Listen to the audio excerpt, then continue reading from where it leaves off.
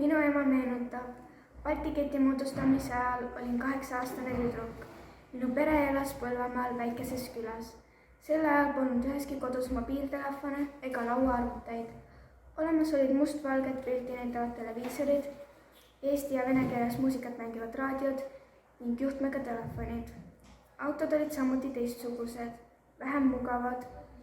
Mäletan sõitu, istusime koos õe ja sõbrannadega auto tagaistmel. Olemine oli üsna kitsas ja umbne.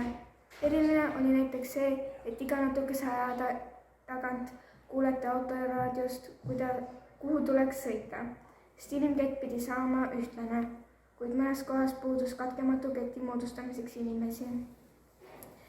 Ühte sellisesse kohta me siis suundusimegi. Mäletan ka põllulilli, mida lehvitamiseks korjasime.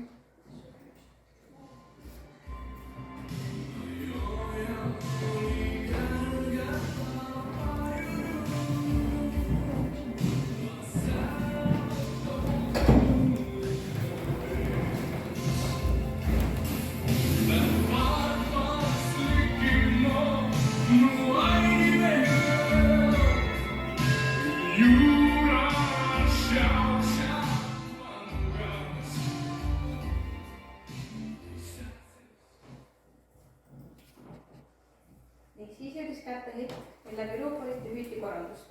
Nüüd võtke kätest kinni. Ja kõik võtsid kätest kinni. Oli väga oluline, et kõik 3 Balti riiki Tallinnast Vilniuseni hoiaksid kätest kinni ja täpselt ühel ja samal ajahetkel.